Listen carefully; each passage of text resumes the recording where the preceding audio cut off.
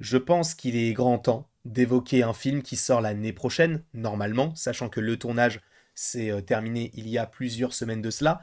On sait que Deadpool 3, qui est censé sortir avant celui-ci, n'a toujours pas terminé son tournage, donc il est possible qu'il y ait à nouveau des décalages. On va bien évidemment parler du film Captain America 4 et de rappeler, bien sûr, toutes les rumeurs, toutes les choses officielles qui sont sorties récemment et d'en faire un petit Bluey Melting Pot, tu prends cela comme tu veux, sachant que Captain America 4 s'appelle normalement New World Order, mais a changé de nom et on l'a su par rapport à une photo de tournage qui n'a pas fuité mais qui a été donc dévoilée tout simplement pour annoncer l'arrivée d'un acteur officiellement.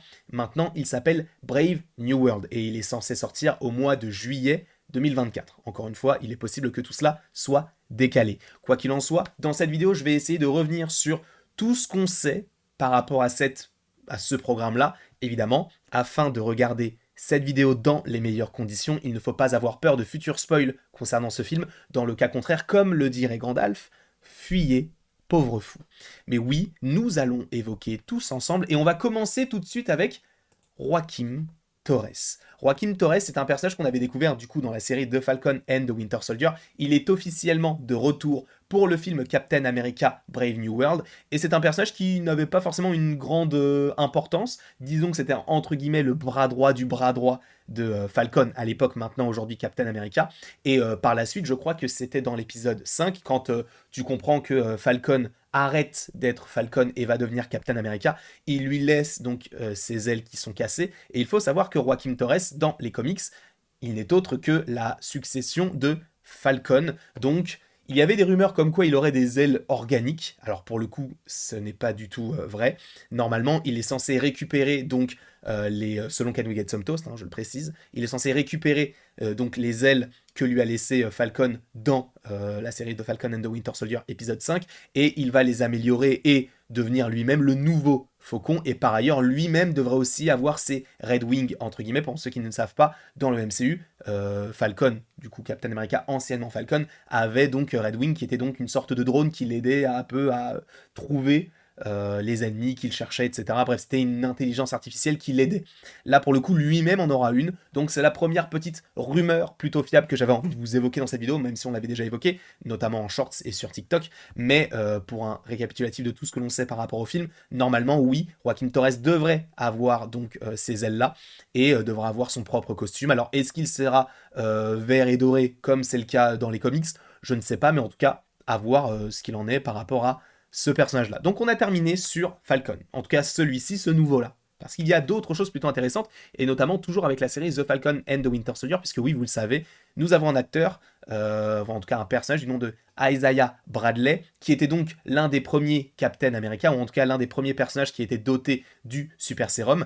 Et pour le coup, celui-ci, cet acteur, revient officiellement puisqu'il avait été montré lors du panel de la D23, si je ne dis pas de bêtises, ou peut-être de la Comic-Con de 2022, où justement on avait montré notamment l'acteur de Joaquin Torres et bien sûr Isaiah Bradley. Donc il devrait revenir dans ce film-là. Alors là, ce n'est pas forcément une rumeur ou une information, c'est plus moi qui le pense. Je pense que ce personnage-là va finir par mourir. Je pense qu'on va revoir son petit-fils et que son petit-fils va faire partie d'une équipe des Young Avengers par la suite. Parce que si on le revoit lui et pas forcément son petit-fils, je pense que ça peut amener à un héritage qui est laissé, notamment par rapport à Elijah, donc qui est son petit-fils. Donc lui, je pense qu'il va mourir dans un premier temps, mais normalement, on devrait le voir en action dans le film Captain America Brave New World. Alors, est-ce que ce sera une action qui est présente, dans le sens où est-ce qu'il prendra part au combat aujourd'hui, ou est-ce qu'il y aura une sorte de flashback par rapport à ce qu'il a fait par le passé? On ne sait pas, mais normalement, oui, on devrait avoir Isaiah Bradley qui porte du coup un costume avec un bouclier, etc., et qui donc agit tel un Captain America. À voir comment tout cela pourrait s'agencer, mais je trouve que l'idée est plutôt intéressante et cela rendrait hommage du coup à ce personnage-là qui a été oublié dans le MCU. Voilà, sachant que maintenant il a sa place dans le Smithsonian, donc le musée notamment en lien avec Captain America.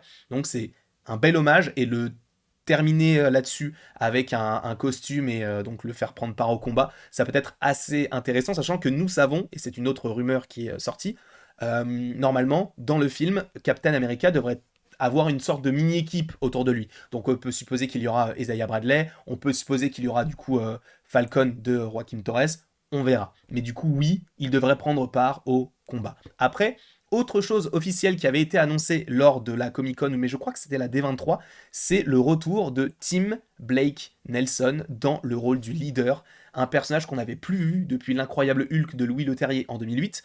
Donc il reprend son rôle donc du leader. On sait que normalement il devrait avoir eh bien, la peau verte avec une grosse tête, sachant qu'il y avait une photo de tournage, alors que je n'ai pas mis dans cette vidéo là, mais il y a une photo de tournage qui a fuité concernant ce film là où on le voit avec des mains vertes. Alors son corps est tout blanc mais on le voit avec des mains vertes, et là une scène de l'incroyable Hulk où sa tête commence à grossir et commence à commence à devenir un petit peu verte. On peut supposer que l'on aura donc le faciès, l'aspect du coup du personnage qu'il y a dans les comics. Alors, ça peut faire peur, parce qu'on peut se dire, bah, au niveau des effets spéciaux, ça va se passer comment? Parce qu'on sait que MODOK, lui, il a vraiment été raté du début à la fin. Pour lui, apparemment, selon les rumeurs encore une fois, il y aurait donc des effets pratiques sur lui, un petit peu comme Werewolf by Night, donc on aurait bien sûr des petits effets spéciaux pour essayer d'arrondir un peu les angles, mais normalement, la plupart des choses qui seront sur lui seront non pas des capteurs pour après modéliser sa tête, pour après en faire une grosse tête verte, mais apparemment il y aurait donc bien du maquillage, donc des effets pratiques sur ce personnage-là. Alors personnellement, je pense qu'il va ramener une certaine une certaine Hulk Army entre guillemets. Je pense qu'il va ramener donc ce côté il faut qu'on ait une armée de Hulk, faut qu'on fasse des dérivés du sérum de super soldat, ce qui avait déjà été évoqué par ailleurs dans la série The Falcon and the Winter Soldier, sachant que nous savons que Hulk a en lui dans le MCU le sérum de super soldat qui a muté avec ses cellules et qui a fait en sorte que par rapport même aux radiations gamma qu'il se transforme en Hulk, mais en tout cas oui, le leader est bien de retour et ça c'est officiel. Autre chose d'officiel, c'est Harrison Ford. Et c'est là où du coup on a su que le film se rebaptisait Brave New World, où on a du coup comment on appelle ça, une image, donc déjà on a quelques petites images plutôt intéressantes de Captain America. On sait qu'Harrison Ford devrait jouer le personnage du coup du général Thaddeus Thunderbolts Ross, et il a donc remplacé William Hurt, qui est malheureusement décédé. On sait, par ailleurs, je vous montre aussi cette photo-là, parce que sur la petite télé, on voit qu'il y a le costume que porte Captain America dans le film, dans la série The Falcon and the Winter Soldier à la toute fin. On voit que là, Steve Rogers, n'importe quoi, Sam Wilson a un nouveau costume un petit peu plus foncé, qui pourrait, semble-t-il, être un petit peu semblable à celui qu'avait Captain America dans The Winter Soldier.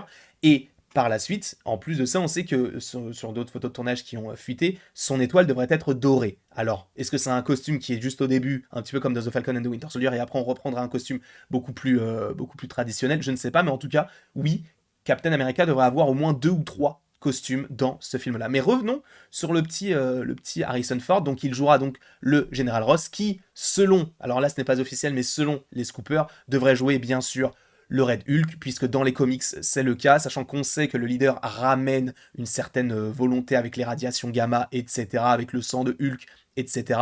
On peut supposer que le Général Ross deviendrait lui-même un Red Hulk, et par la suite, ce que l'on sait par rapport aux différents scoopers, Can We Get Some Toast, My Time to Shine, etc., même Daniel RPK, il y aurait bel et bien un combat entre Captain America et le Red Hulk, qui justement, certains me diraient oui, mais c'est pas forcément legit, hein, le Red Hulk, il a les pouvoirs de Hulk, donc il est extrêmement puissant, il est extrêmement violent, etc. Comment est-ce que Captain America pourra rivaliser? Eh bien, Captain America, je vous rappelle, est doté d'ailes en vibranium, notamment par rapport à The Falcon and the Winter Soldier. Même son costume, son tissu, etc.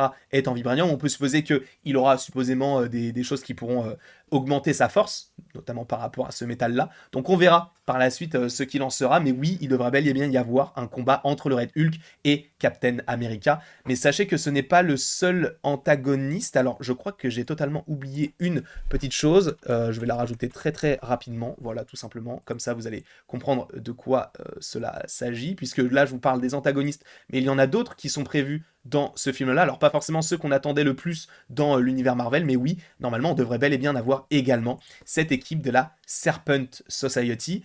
Les choses que l'on sait aussi par rapport à ce film-là, par rapport aux rumeurs Can We Get Some Toast, etc., c'est qu'il serait donc habillé, entre guillemets, par une entreprise qu'on ne connaît pas réellement dans le film, mais qu'on devrait notamment découvrir dans la série Ironheart. Et ça, par ailleurs, il y a un shorts qui est prévu à ce sujet-là. Donc on aura une Serpent Society, et par ailleurs, petite anecdote, c'était le titre qu'ils avaient donné pour Captain America 3, à l'époque avant Civil War, pour la petite blague entre guillemets, mais là on va véritablement l'avoir, ils vont donner du fil à retordre à Sam Wilson, donc on suppose que la Serpent Society sera contre l'équipe de Captain America, et ça c'est plutôt intéressant, sachant que on retrouvera un peu l'aspect serpent, justement, qui, ces personnages-là seront dotés de biotechnologie, comme je vous l'ai dit, armés par une entreprise dont on ne connaît pas encore le nom. Peut-être on la connaîtra, enfin on connaîtra le nom dans ce programme-là, voire donc dans la série Ironheart.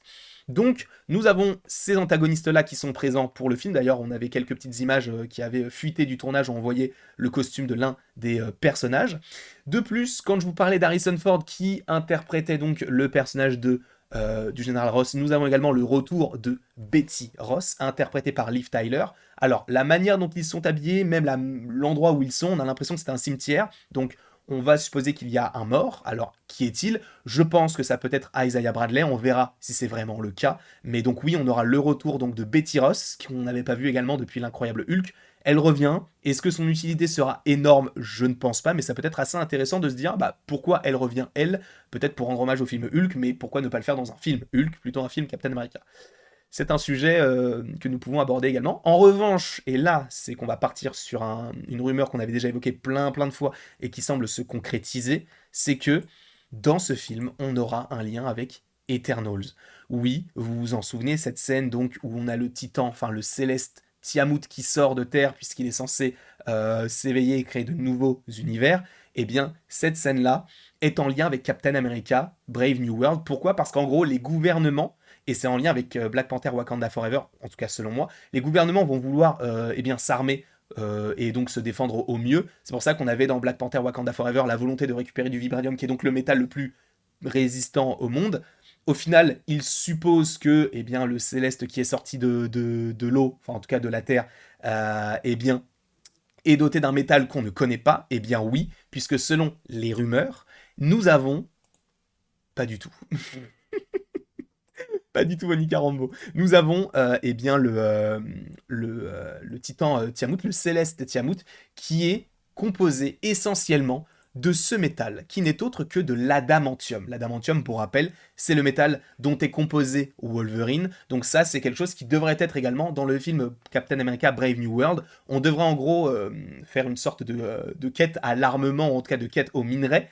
Et c'est pour ça qu'ils ont voulu prendre du vibranium, ça n'a pas marché par rapport au Wakanda et par rapport aux Atlantes. Donc le gouvernement américain se dit, on va essayer de trouver un autre métal. Et c'est le principe même de ce film-là, d'avoir donc le titan Tiamut qui, selon les rumeurs, deviendrait une sorte d'île de Genosha, où on aurait des mutants qui habiteraient donc sur cette île, et la volonté de Captain America serait de protéger les habitants de cette île, et de protéger l'île en soi, qui donc Tiamut deviendrait une île, donc il y aurait de l'adamantium sur cette île, et en gros on devrait les protéger via l'équipe de Captain America contre la Serpent Society, contre supposément un jour ou l'autre les Thunderbolts, sachant qu'il y a aussi le Titan Tiamut qui est connecté aux Thunderbolts, donc on verra ce qu'il en sera par rapport à la suite des événements, mais en tout cas oui, il y a la volonté d'avoir le Titan Tiamut qui devient une île.